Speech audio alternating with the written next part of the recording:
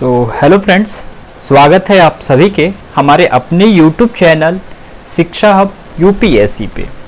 तो कैसे हैं आप लोग?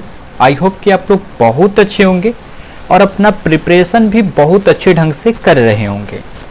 तो मेरे प्यारे डियर, देखो आज जो हमारा टॉपिक है वो आप सभी जानते हो कि हम लोग एनसीईआरटी को एकदम अच्छे ढंग से पढ़ रहे हैं। और आज का जो हमारा टॉपिक या चैप्टर जो है एनसीईआरटी के अंतर्गत वो है हमारा एयर। AIR इसको मत देखना, ये है एयर, ठीक है। और आज जो है हम लोग एयर को पढ़ने वाले हैं, यानी कि हवा, ठीक है, इसको पढ़ने वाले हैं। और यहाँ से जो है आप देख रहे हो ये जो है आपका एयर टॉपिक और ये चैप्टर 4 है ज्योग्राफी के अंदर, ठीक है। इम्पॉर्टेंट है, अगर आप अच्छे से पढ़ोगे तो बहुत सारे चीज़ों को, बहुत ऐसे चीज़ हैं जिसको यहाँ पे एकदम बेसिक की तरह जो है आपको दिया जा रहा है, और बेसिक के फॉर्म में आप इसे लोगे तो आपको बहुत ही ज़्यादा चीज़ें समझ में आएगी और आगे चल कर के बहुत ज़्यादा जो है ये हेल्प करेगा आगे के कॉन्सेप्ट को, आगे के जो इसको डेप्थ किया गया है क्लास 11th में उसको समझने में।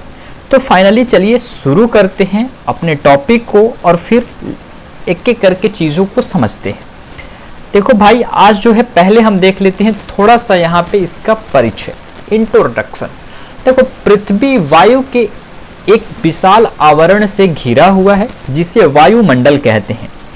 हम और आप सभी जानते हैं कि यह पृथ्वी जो है ये एक वायु से घिरा हुआ है, बिना वायु का तो ये है नहीं, पर एक विशाल आवरण से घिरा हुआ है। इसे ही हम क्या कहते हैं? वायुमंडल कहते हैं। और सभी जीव वायुमंडल पे ही निर्भर है और इसी पे रहते हैं। बिना वायुमंडल का जीव का अस्तित्व ही नहीं है। आप सभी को मालूम होगा कि हमारे लिए वायु कितना इंपॉर्टेंट है। अगर नहीं मालूम है तो आज के इस चैप्टर के बाद आप समझ पाएंगे, ठीक है। आज के इस चैप्टर के बाद आप सारी चीज़ों को समझ पाएंगे और अच्छे से देख पाएंगे। देखिए, अगर हम बात करें प्यारे अपने टॉपिक की, तो आप इससे पहले वाले चैप्टर में लिथोस्फीयर पढ़ चुके हैं, स्थल मंडल की जानकारी ले चुके हैं। आज आप एयर के बारे में पढ़ रहे हैं और नेक्स्ट चैप्टर आपका वायु होगा। और इन तीनों को ही मिलाकर के आपका क्या बनता है, आप मुझे कमेंट बॉक्स में बताना, ठीक है। इन तीनों को ही मिलाकर के आपका क्या बनता है, आप मुझे कमेंट करके कमेंट बॉक्स में बताना। हम वेट करेंगे आपका कि आप मुझे आंसर करोगे, ठीक है। आप मुझे आंसर करोगे। हमने लिथोस्फीयर पढ़ लिया, आज हम लोग एयर पढ़ रहे हैं, ओके। और कल हम लोग जाकर के वाटर पढ़ेंगे, ठीक है। जाकर के नहीं, यहीं पे आकर के वाटर पढ़ेंगे। तो हमारा ये क्या होगा पूरा पूर्ण रूप से, तो आप सभी को मालूम है। अब चलो स्टार्ट करते हैं टॉपिक को शुरू करें तो आपको समझ में आएगा कि हम इसमें देखने चल रहे हैं संगठन। आओ देखो, थोड़ा थोड़ा करके चीज़ों को अच्छे से समझने की कोशिश करते हैं। ये ग्रीन हाउस गैस के बारे में कुछ चीज़ें जानकारी दे रही है।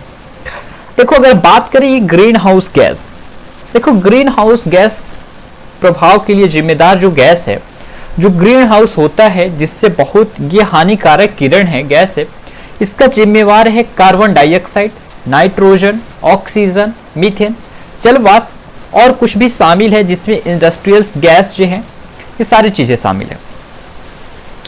अब देखो कुछ चीज़ें कि ये सारी चीज़ें सबसे ज़्यादा यहाँ पे कार्बन डाइऑक्साइड जो है ये ग्रीन हाउस इफेक्ट को जो है दिखाता है।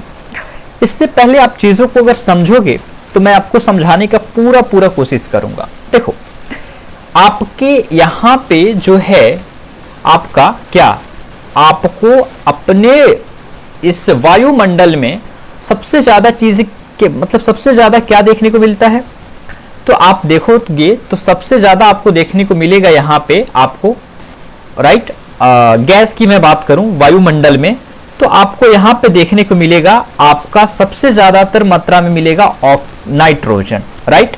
क्या देखने को मिलेगा? नाइट्रोजन मिलेगा। फिर क्या देखने को मिलेगा? ऑक्सीजन मिलेगा। अगर आप कुछ इस प्रकार से देखते हो तो शायद इतना ही जान पाओगे, और सब जाकर के 1% में आपको पूरी गैस देखने को मिलेगी।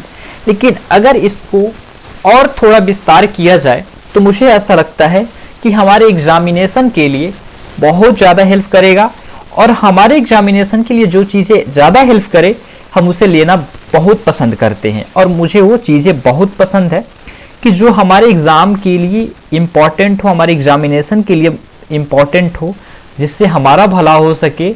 ठीक है, देखो तो सबसे पहले हम देखते हैं इसके संगठन की, किसकी, वायुमंडल, गैसों की। सबसे पहली मात्रा में हमारा जो आता है ये आप सभी जानते हैं, वो है हमारा नाइट्रोजन, राइट। ठीक है, जिसे हम N2 कहते हैं। क्या कहते हैं, N2 कहते हैं। आप प्लीज नोट करना, बहुत इंपॉर्टेंट चीजों को मैं बता रहा हूँ। स्टेट पीसीएस में यहाँ से डायरेक्ट क्वेश्चन पूछे जाते हैं, लेकिन आपका यूपीएससी है जो कुछ स्टेटमेंट के तौर पे क्वेश्चन पूछेगा। ठीक है, और हाँ एक बात, आज से हमने इवनिंग नहीं मॉर्निंग में एमसीक्यू सेशन जो है स्टार्ट कर दिया है। जो चैप्टर आप पढ़ोगे कल होकर के मॉर्निंग में आपका सभी के एमसीक्यू वो भी यूपीएससी के पैटर्न पे देखने को मिलेगा। बात करें नाइट्रोजन की, तो नाइट्रोजन हमारा आता है यहाँ पे 78%। इसका कितना वेटेज है, तो इसका है 78% का वेटेज जो है नाइट्रोजन का देखने को मिलता है हमारे वायुमंडल में प्यारे। तो देखो पहले फर्स्ट ऑफ ऑल हमारा नाइट्रोजन। सेकंड की बात करें तो सेकंड में आपको देखने को मिलेगा हमारा सबसे ज़्यादा हमारे लिए इम्पॉर्टेंट, हमारा जीवनदायिनी ऑक्सीजन, जिसके माध्यम से हम लोग चल रहे हैं, ये है हमारा CO2 सॉरी CO2 से तो हम तो जिएंगे कैसे, हम तो मरेंगे। जो कि इसका वेटेज है प्यारे हमारा, इसमें हमारे वायुमंडल में आपको बता दें यहाँ पे इसका वेटेज है आपका 21%, राइट। कितना है, 21% जो है भाई। यहाँ से चीज़ों को आप देख पाओगे, क्या, कौन सी चीज़, ऑक्सीजन, जिसे हम O2 कहते हैं, हमारे लिए बहुत ही इंपॉर्टेंट, इसके बिना हमारा कोई अस्तित्व नहीं है। लेकिन यह है कितना, ये है हमारा 21%। एक प्यारा सा लॉजिक चीज़ें मैं बताऊंगा नाइट्रोजन के बारे में, आप सुन करके चौंक जाओगे, बस थोड़ा धैर्य रखना। इसके बाद आएगा हमारा CO2, राइट। देखो CO2 की बात करें तो CO2 क्या है, जिसे हम कहते हैं कार्बन डाइऑक्साइड। क्या है, कार्बन डाइऑक्साइड। और देखो एक बात आपने सुना होगा कि किसी को मारने के लिए बहुत ज्यादा चीजों की जरूरत नहीं है, बस थोड़ी सी चीज की जरूरत है, और वो इतना इंपॉर्टेंट हो जाता है जो उसके इतने बड़े शरीर को विध्वंस कर देता है, नाश कर देता है। तो देखो 0.03% जो है ये हमारा CO2 जो है ये विद्यमान है। कितना है, 0.03%, राइट। कितना, 0.03% जो है ये विद्यमान है हमारे वायुमंडल में, राइट। अब कुछ गैसों की और नाम जान लो तो जाकर के आपको ज्यादा मतलब अच्छा फील होगा, राइट। अब देखो हम बात करते हैं नेक्स्ट गैस जो हमारा है ऑर्गन की, किसकी, आर्गन। ठीक है, अब देखो ये क्या है, ये भी एक गैस है। ओके, ध्यान से सुनना, क्या है, ये भी एक गैस है। ओके, और ये जो है ये 0.93%। ओके, तो ये बात ध्यान रखना, ये आपको देखने को मिलेगा। ठीक है, फिर उसके बाद आता है ओजोन। ठीक है, क्या आएगा, उसके बाद आएगा आपका ओजोन आएगा। ओके, ठीक है, ध्यान से देखना, ओजोन आपको देखने को मिलेगा, ओजोन ये जो है। ठीक है, ओके। और नेक्स्ट हम देखेंगे हाइड्रोजन। ओके, नेक्स्ट हमारा है हाइड्रोजन है। ठीक है, H2, क्या है, H2 है। ओके, ध्यान से देखिएगा, क्या है, H2 है। नेक्स्ट हमारा है H2। ओके, ध्यान से देखो कुछ चीज़ों को अच्छे से समझोगे तब जाकर के आपको समझ में आएगा, अन्यथा नहीं समझ में आएगा, राइट। अब एक चीज़ यहाँ पे ही हम आपको बता दें कि जिस हाइड्रोजन के बारे में अभी आपने सुना, क्या इसके बारे में एक चीज़ें आप सुनी हैं? अगर नहीं सुने तो प्लीज़ मेरे प्यारे प्यारे भाई ध्यान से सुनना कि ये हाइड्रोजन जो है आपका, ये हाइड्रोजन जो गैस जिसके बारे में आप अभी सुन रहे हो, ओके, अभी जान रहे हो कि ये जो होता है ये कॉलरलेस होता है। क्या होता है, ये कॉलरलेस होता है। ओके, क्या होता है, कॉलरलेस होता है, कॉलरलेस होता है, राइट। आप सुन रहे होगे ना कि कलरलेस क्या होता है, इसका कोई कलर नहीं होता है, रंग विहीन होता है। क्या होता है? ये रंग विहीन होता है। कौन? हाइड्रोजन रंग विहीन होता है। ओके, अब एक चीजों को और मैं बताते चलूं इधर पीछे से ही, तो आप समझ पाएंगे मेरे भाई कि ये एक जानते हो, एक चीज जानते हो, अगर नहीं जानते हो ना तो ध्यान से नोट डाउन करना, बहुत इंपॉर्टेंट। ठीक है, नोबल गैस किसे कहते हैं जानते हो? ऑर्गन को कहते हैं। किसे कहते हैं? ऑर्गन को कहते हैं। किसे कहते हैं? ऑर्गन को कहते हैं। ओके ओके राइट, तो ये किसे कहते हैं? ऑर्गन को ही कहते हैं। ध्यान से सुनना ये सारी चीजों को, बहुत इंपॉर्टेंट, वेरी वेरी इंपॉर्टेंट है। ओके, अगर हम बात करें यहां से तो CO2 को हम अलग से देख लेंगे। पहले अगर हम आपको दिखाने की कोशिश करें, आ जाओ यहां पे, अगर हम नाइट्रोजन को दिखाने की कोशिश करें कि नाइट्रोजन है क्या। फाइन, अब देखो नाइट्रोजन के बारे में कुछ चीजों को मैं बताऊं तो आप ध्यान से नोट करना। क्या करोगे? एकदम ध्यान से, इत्मीनान से नोट करने की कोशिश करना। नाइट्रोजन की मेरे प्यारे ध्यान देना, अगर नाइट्रोजन हमारे वायुमंडल में, एटमॉस्फेयर में 78% विद्यमान है और हमारा ऑक्सीजन 2.1% है। राइट, मैं जो कह रहा हूं ध्यान से सुनना। तो क्या जब हम ऑक्सीजन को लेते हैं अपने शरीर के अंदर, तो क्या हम नाइट्रोजन को ले पाते हैं या नहीं लेते हैं? आपके मन में क्या कोई ऐसा क्वेश्चंस आते हैं? अगर आ रहे हैं तो आपका मस्तिष्क एक सही डायरेक्शन में जा रहा है और आप सच में प्रिपरेशन कर रहे हो और सच में आप यूपीएससी एस्पिरेंट्स। राइट, तो आपको बता दें कि हाँ, आप नाइट्रोजन को भी गेन करते हो, अपने शरीर में लेते हो, ब्रेथ के माध्यम से ऑक्सीजन के साथ साथ आप नाइट्रोजन भी लेते हो। लेकिन लेकिन लेकिन लेकिन लेकिन लेकिन हमारे यूज में ना होने के कारण, हमारे यूज में ना होने के कारण हम इसे छोड़ देते हैं। क्या? हम इसे छोड़ देते हैं, आई मीन बाहर निकाल देते हैं। हमारे यूज में ना होने के कारण इसे हम क्या करते हैं? इसे हम बाहर फेंक देते हैं, बाहर निकाल देते हैं। राइट, क्या करते हैं हम? इसे हम बाहर फेंक देते हैं। समझ रहे हो ना मेरे बात को? किसे? हम नाइट्रोजन की बात कर रहे हैं। ओके, अब एक इंपॉर्टेंट बात बता रहा हूं। तो फिर ये नाइट्रोजन है किसके लिए जरूरी? राइट, ये बात ध्यान से सुनना। तो फिर ये नाइट्रोजन है किसके लिए जरूरी? तो आपको कह दे कि ये नाइट्रोजन है इसके लिए जरूरी, वो है हमारा प्लांट्स। क्या है? सुन रहे हो ना? ध्यान से बिल्कुल सुनना, ध्यान से सुनोगे तो अच्छे से समझ में आएगा। ये नाइट्रोजन है किसके लिए जरूरी? तो ये नाइट्रोजन है मेरे प्यारे प्लांट्स के लिए जरूरी। प्लांट्स के लिए जरूरी है, प्लांट्स के लिए इंपॉर्टेंट है। कौन? नाइट्रोजन। नाइट्रोजन किसके लिए जरूरी है? प्लांट्स के लिए। प्लांट्स मतलब पेड़ पौधों के लिए, गाछ वृक्ष के लिए, जिससे हम जी रहे हैं उसके लिए नाइट्रोजन इंपॉर्टेंट है। लेकिन एक बात ध्यान सुनना कि ये नाइट्रोजन भी जो है हमारे पेड़ पौधे, हमारे जो ये वृक्ष हैं, हमारे जो प्लांट्स हैं, ये डायरेक्ट नहीं लेते हैं, इनडायरेक्ट लेते हैं। राइट, क्या कहोगे? ये डायरेक्ट नहीं लेते हैं, डायरेक्ट नहीं लेते हैं। तो डायरेक्ट नहीं लेते हैं तो प्यारे आप सुन रहे हो ना, इनडायरेक्ट लेते हैं। क्या लेते हैं? इनडायरेक्ट लेते हैं। चलो इसको थोड़ा सा कम कर दूं, ठीक है? क्या आप लेते हैं? इनडायरेक्ट लेते हैं। ध्यान से सुनना इन सब चीजों को, अगर अच्छे से नहीं सुनोगे तो फिर नहीं समझ पाओगे। क्या इनडायरेक्ट आपको यहां से देखने लेते हैं क्या? Nitrogen plants. अगर हम बात करें तो फिर ये इनडायरेक्ट लेते हैं तो कैसे लेते हैं?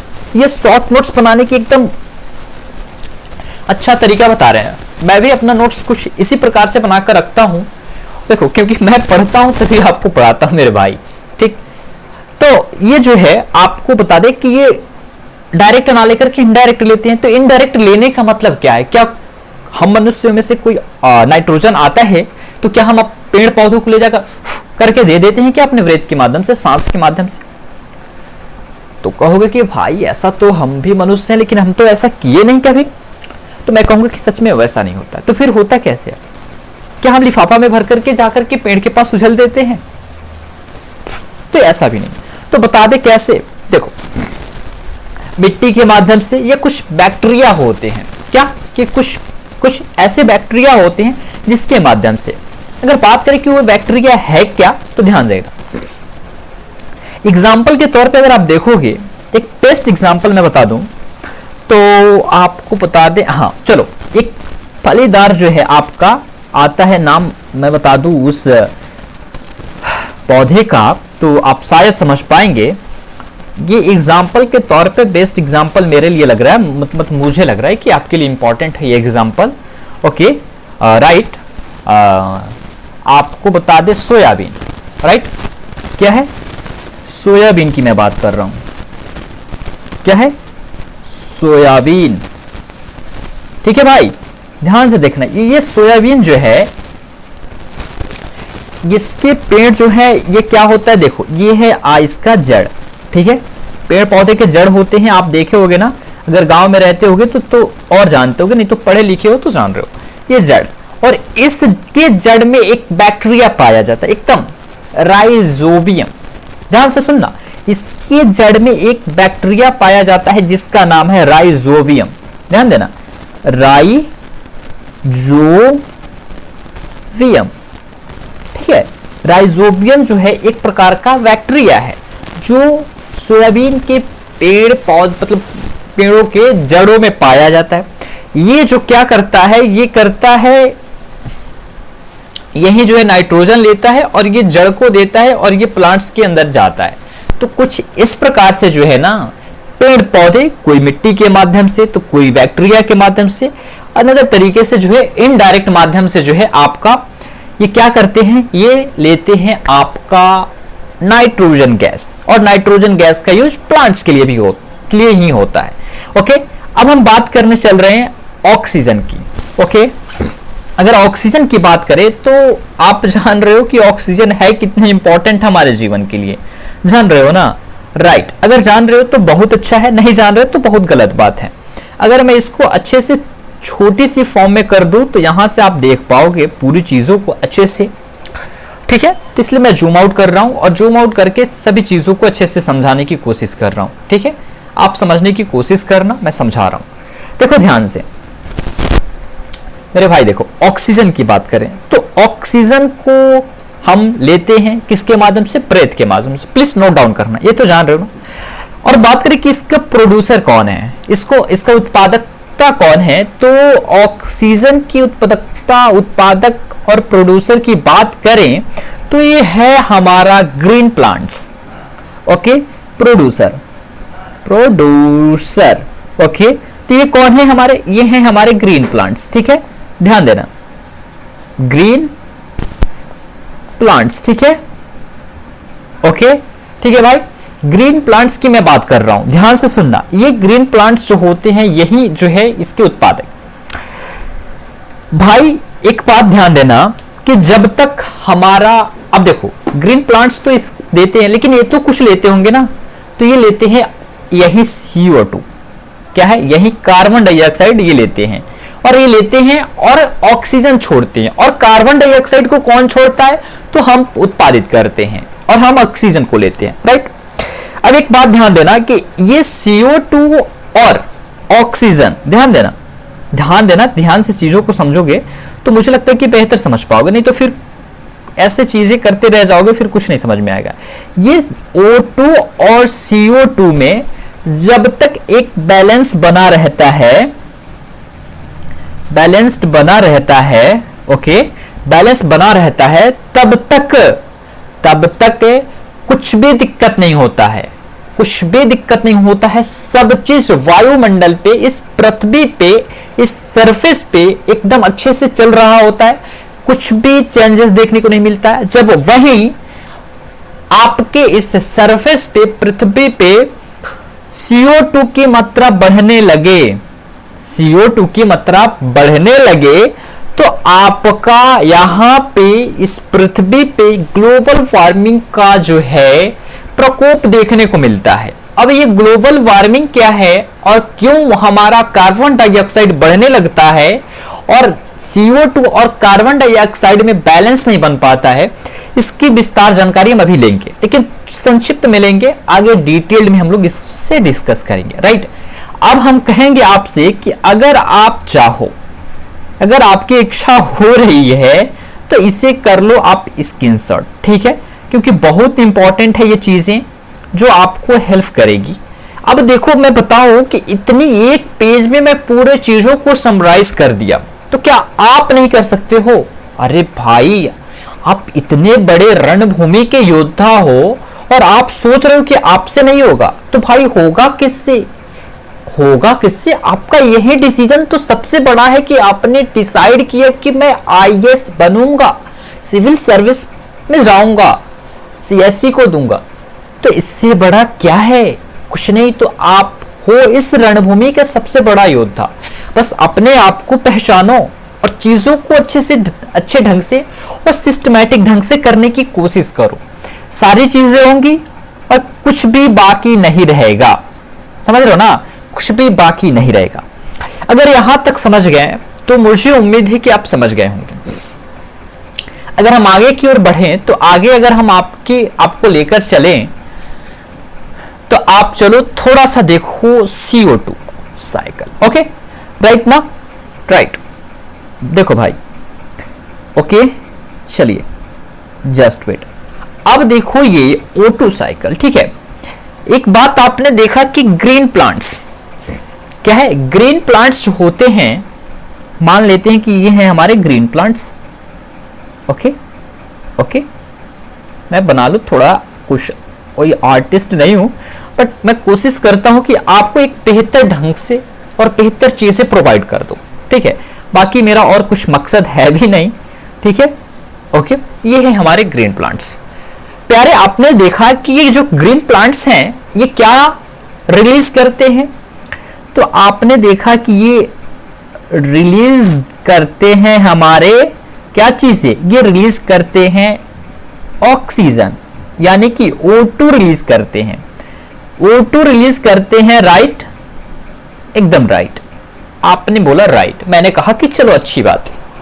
ये O2 रिलीज करते हैं। कहां जाता है ये O2? एटमॉस्फेयर में जाता है। ध्यान से सुनिएगा, कहां जाता है ये जाता है एटमॉस्फेयर में, राइट? ये जाता है एटमॉस्फेयर में। ओके, और ये एटमॉस्फेयर जो है O2 का यूज एटमॉस्फेयर से कौन करता है? ये करता है हम जैसे प्राणी। हम जैसे प्राणी जो हैं इसे यूज करते हैं। यानी कि बात कहें तो हम यूज करते हैं ह्यूमन, यानी कि हम और एनिमल्स, ये सभी जो हैं हम लोग ह्यूमन एंड एनिमल्स, ठीक है, एनिमल्स, ठीक है, शॉर्ट फॉर्म में लिखा। हम लोग यूज करते हैं किसके माध्यम से? ब्रेथ के माध्यम से। Okay, right. किसके माध्यम से? तो ब्रेथ के माध्यम से। अब देखो, अब जब यहां तक आ गए तो ध्यान से सुनना, फिर आगे बढ़ोगे तो देखोगे यहां से चीजों को कि हम O2 तो ले लिए, तो O2 से तो हमारे शरीर को बहुत भरपूर मात्रा में O2 मिला, हमें शरीर की जो चाहिए वो मिला, जिससे हम चल रहे हैं, हम जिंदा हैं या अन्य कुछ कार्य कर रहे हैं। लेकिन हम भी तो कुछ रिलीज करेंगे भाई, हम तो इतने स्वार्थी है नहीं। भले उससे किसी का भला हो, किसी का नहीं, मतलब उससे भले ही हमको भला ना हो, उससे हमारा ही नष्ट हो, लेकिन हम रिलीज करेंगे। तो रिलीज करते क्या है? हम रिलीज करते हैं O2। हम रिलीज करते हैं O2 को रिलीज करते हैं। क्या करते हैं? सॉरी CO2 रिलीज करते हैं। क्या रिलीज करेंगे? रिलीज करेंगे CO2।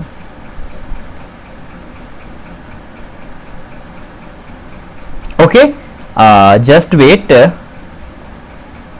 वेट CO2, एक मिनट, मैं अभी लिख दे रहा हूं। लो, CO और 2, CO2 रिलीज करते हैं। अब ये CO2 को कौन गेन करता है? तो यही हमारे ग्रीन प्लांट्स जो हैं इसे लेते हैं, और ये CO2 ग्रीन प्लांट्स के पास चला जाता है। ये कुछ O2 का साइकिल चक्र है जो कुछ इस प्रकार से आपको देखने को मिलता है, और ये कुछ इस प्रकार से चलता है, राइट? इसे नोट डाउन कर लो। बहुत इंपॉर्टेंट चीजों को मैं बता रहा हूं और बहुत इंपॉर्टेंट चीजों को मैं डिस्कस कर रहा हूं। ओके, समझ रहे हो ना मेरी बात को? चलो, अब आओ कुछ चीजों को यहां से समझते हैं। आते हैं बैक पीछे की ओर, और पीछे की स्लाइड में हम देखते हैं अब आगे ये जो है ग्रीन हाउस इफेक्ट। ध्यान से सुनना मेरे भाई, अगर समझोगे तो अच्छे से समझ में आएगा। अब ग्रीन हाउस गैस की बात को देखो। ये कह रहा है कि कौन कौन से जिम्मेवार हैं, आपने देखा। ओके, आपने देखा ना, बिल्कुल देखा। अब देखा तो देखो, ये इंडस्ट्रियल गैस हैं जो ग्रीन हाउस गैस को सबसे ज्यादा इफेक्ट करते हैं, प्रभाव डालते हैं, जो कार्बन डाइऑक्साइड। अब देखो, क्या देखोगे, ये एक प्राकृतिक है जो कि कुछ ऐसा इस प्रकार से होता है। देखो होता क्या है कि, चलो फिर से पेज, एक नया पेज लेते हैं, क्योंकि बिना पेज लिए मुझे नहीं लगता कि कुछ, क्योंकि मुझे जो है ना ज्यादातर आदत नहीं है पीपीटी से पढ़ाना। मुझे ना पढ़ना उस तरह पसंद था और ना ही पढ़ाना मुझे अच्छा लगता है। मुझे लिखकर पढ़ना और पढ़ाना बहुत अच्छा लगता है। अब देखो, एक ये जो ग्लास है ग्रीन हाउस की, ये एक जो ग्लास है, ध्यान से देखना, ओके।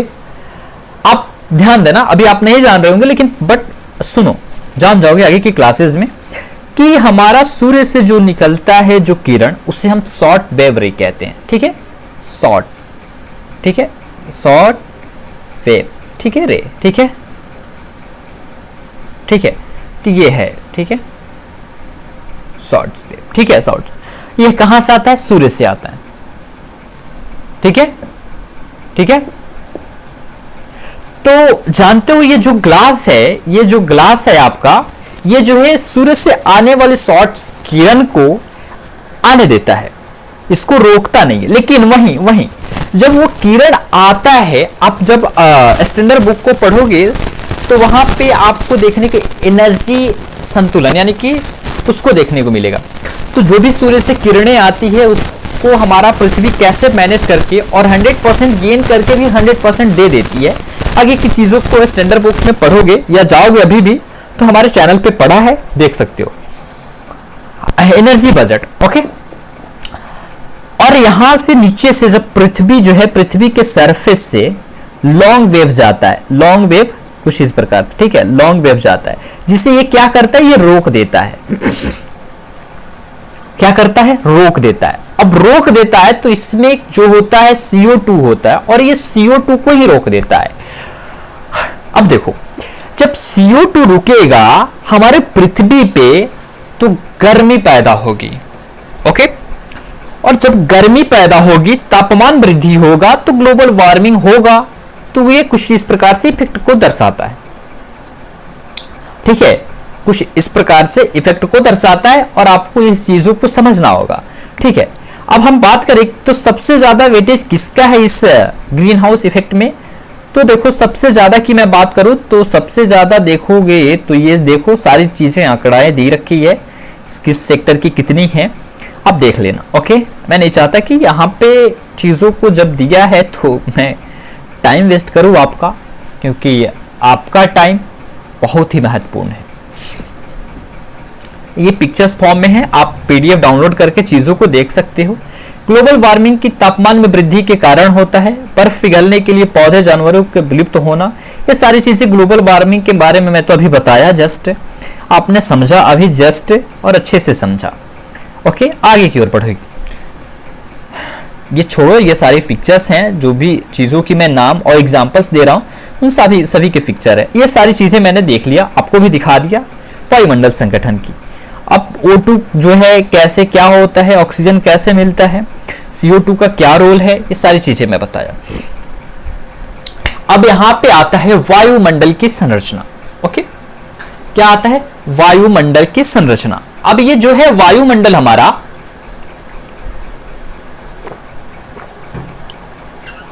5 परतों में विभाजित है।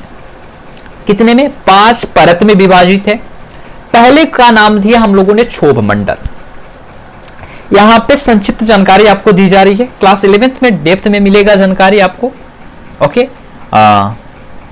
क्लास 11th की मैं बात कर रहा हूं, वहां पे आपको पूरा डिटेल्ड जानकारी, लेकिन अभी संक्षिप्त बेसिक दिया जा रहा है आपको, इनहेंस कीजिए। इसका जो आपको बताएं कि किसी का भी एक एरिया और एक क्षेत्र होता है, इसका जो है 13 किलोमीटर की ऊंचाई तक पाया जाता है, क्या, जिसका नाम है आपका ये क्षोभ मंडल, राइट। क्षोभ मंडल की मैं बात कर रहा हूं। हम जिस हवा में सांस लेते हैं, जिस ऑक्सीजन की मैंने बात किया, जिस नाइट्रोजन की मैंने बात किया, जिस ऑर्गन की मैंने बात किया, जिस ओजोन का, हाइड्रोजन का बात किया, वो सबके सब यहीं पे मौजूद होते हैं, राइट। सबसे महत्वपूर्ण परत जो है आपको ये क्षोभ मंडल देखने को मिलता है, जहां पे कोहरा, मूसलाधार बारिश, ठीक है, यानी कि मौसम से जुड़ी हर एक घटनाएं जो है आपके इसी मंडल में होती है और हम लोग भी यहीं पे विद्यमान हैं, ठीक है, इन्हीं के साथ, ठीक है। ये हमारे साथ नहीं है, हम इनके साथ है। अगर ये ना रहे तो हम ना रहें, ठीक है, तो हम इनको खोजेंगे, ये हमें नहीं खोजेंगे, राइट। तो कुछ इस प्रकार से स्ट्रक्चरिंग है, आप देख सकते हैं। ओके, मैं नहीं चाहता कि आपको यहाँ पे चीजों को समझाएं, आगे चलो, आ जाओ, देखो। नेक्स्ट हमारा आता है सेकेंड नंबर पे समताप मंडल। ओके, क्या आता है? समताप मंडल। ये 50 किलोमीटर की ऊंचाई तक पाया जाता है। यहाँ पे कोई भी बादल देखने को नहीं मिलता है, क्योंकि आपने देखा कि क्षोभ मंडल में ही सारी मौसम घटनाओं का उल्लेख है, उसके अलावा कहीं नहीं है। तो यहाँ कहाँ मिलेगा? हवाई जहाज उड़ाने के लिए आदर्श माना जाता है। देखो, आपके मन में एक क्वेश्चन आना चाहिए, मतलब अटैक करना चाहिए कि बादलों से मुक्त है। तो आपने बार बार सुना केदारनाथ में बादल सामने आ जाने के कारण क्लैश कर गया, क्या चीज है?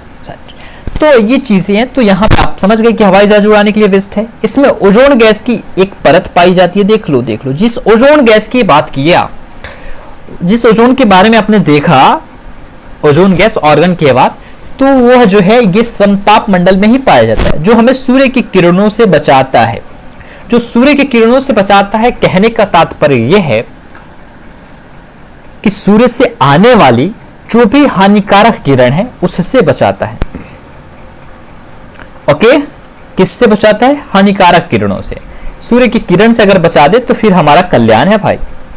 अब हम देख रहे हैं मध्य मंडल, वायुमंडल का तीसरा परत, जो 80 किलोमीटर ऊंचाई तक है। आंतरिक से उल्का पिंड को जलाता है। जब अंतरिक्ष से उल्का पिंड आते हैं तो ये यहीं पे जलाकर के इसे नष्ट कर देता है, खत्म कर देता है, जो कि हमारे क्षोभ मंडल तक नहीं पहुंच पाता है, जिससे हमें कोई हानि नहीं पहुंचती है। ओके, तो इन सब चीजों को आप समझो, शॉर्ट फॉर्म में समझाने का कोशिश किया है एनसीईआरटी। बाकी डेप्थ जानकारी आपको 11th में देगा और आगे की चीजों को आपको देखना है। ओके, अब वायुमंडल की बात देखो, ये 80 से 40 होता है। यहाँ दूरसंचार की वापसी है, ठीक है। ये सबसे ऊपरी परत होती है, ठीक है, पतली हवा होती। इस परत में आंतरिक से, यही परत है जो आंतरिक से हीलियम और हाइड्रोजन जो है तैरता हुआ दिखाई देता है। अब देखो, आता है हमारा मौसम और जलवायु। देखो, मौसम और जलवायु है क्या? मौसम जो है घंटे दर घंटे, मिनट दर मिनट वातावरण के दिन प्रतिदिन का स्थिति है। क्या मौसम? यह स्थिर रह सकता है या अचानक बदल सकता है, और बाहर घूमने का प्लान बनता है। गर्म और उष्मा भरा मौसम हमें चिड़चिड़ी कर देती है। देखो, ये क्या है? ये मौसम है। प्यारे, ध्यान से सुनना कि आप जिस चीजों को देख रहे हो ये मौसम है। अब जलवायु की बात करोगे तो देखो कि, ठीक है, आगे की ओर बढ़ो। उजला मौसम में ये पिक्चर, बस इसका कोई औचित्य नहीं है, बट आप देख लेना एक बार अच्छे से करके। जस्ट वेट, देख लो, थोड़ा सा इसे इरेज कर दो तो बेहतर होगा। चलो देखो, ओलाबारी है। अब देखो, तापमान, टेम्परेचर की बात करें हम, किसकी? टेम्परेचर की बात करें। देखो, आप जो तापमान महसूस कर रहे हैं, यानी कि मैं भी आपको ही सिर्फ नहीं बोल रहा, महसूस कर रहे हैं, वह वातावरण का तापमान है। उस समय की वायु गर्म और ठंडे होने की मात्रा को तापमान कहते हैं। यानी कि आप जिस वातावरण में जी रहे हैं, अगर वायु गर्म हो रही है, ठंडा हो रही है, इसी के मात्रा को ही तापमान कहते हैं। इसके उतार चढ़ाव को ही तापमान कहते हैं। क्या न केवल दिन और रात में बदलता है, बल्कि ऋतुओं में भी बदलता है। उदाहरण के लिए ग्रीष्म काल में अधिक गर्मी और सर्दी में ठंडी होती है। तो यही आपका तापमान होता है।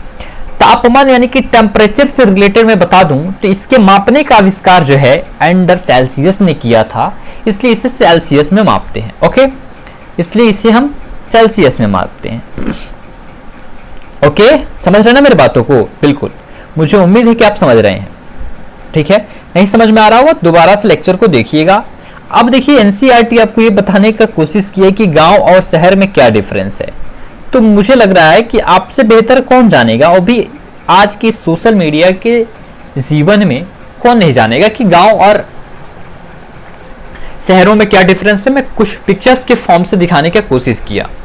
छोड़ो इधर मत देखो प्यारे, आप देखो वायु दाब या प्रेशर की मैं बात करूं तो देखो वायु हमारे शरीर पर बहुत दाब लगाती है पर हमें अनुभव नहीं होता। एक बात आप ध्यान से देखना, सच में ऐसा होता है, सच में ऐसा होता है कि वायु हम पे बहुत दाब लगाती है, बट मुझे आपको फील नहीं होता कि वायु दाब लगा रही है।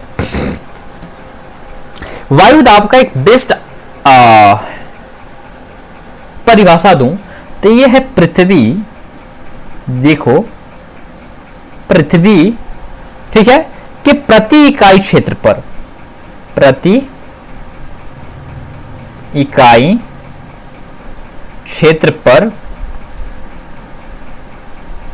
क्षेत्रफल पर भार कितना है, यह होता है प्रेशर, वायु प्रेशर। ओके, बस कुछ नहीं, इससे बेहतर और इससे बेस्ट कुछ है ही नहीं। अब देखो ये लो प्रेशर वेल्ट और हाई प्रेशर, अब ध्यान से सुनोगे तो समझ में आएगा और आश्चर्य होगे। देखो यहां से समझो, यहां समझोगे तो कुछ चीजें समझ में आएगी। देखो आप जानते हो कि ये पृथ्वी का सरफेस है, ओके? आप जान रहे हो कि वायुमंडल में वायु हमेशा घूम रहा है, तो इसे हम वायु कह रहे हैं। अभी किसी वायु के बाद हम इसे हवा पवने कहने लगते हैं। क्या है, आप देखो कि जब हवा ऊपर से आती है,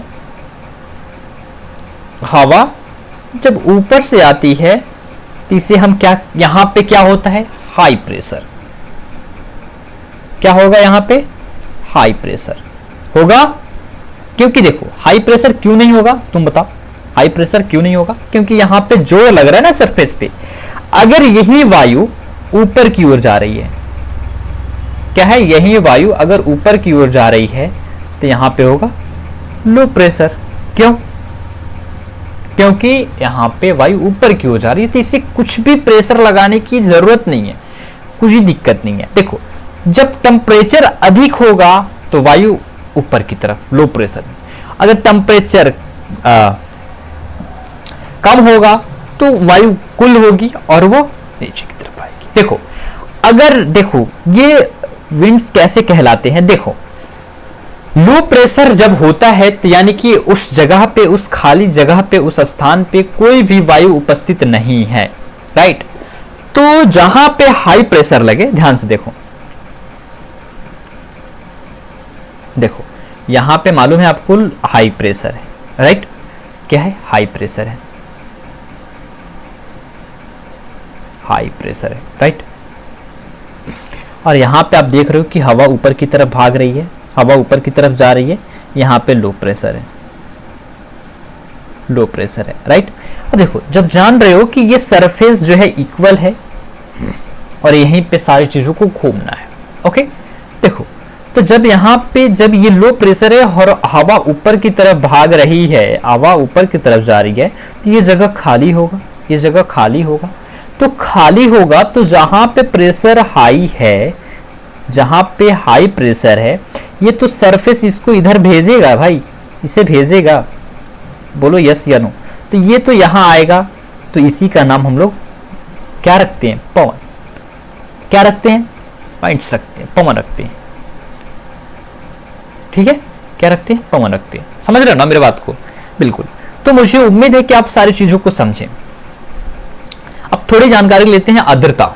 जब पानी जमीन से या जल के स्रोत से निकलती है तो वह जल वाष्प बन जाता है।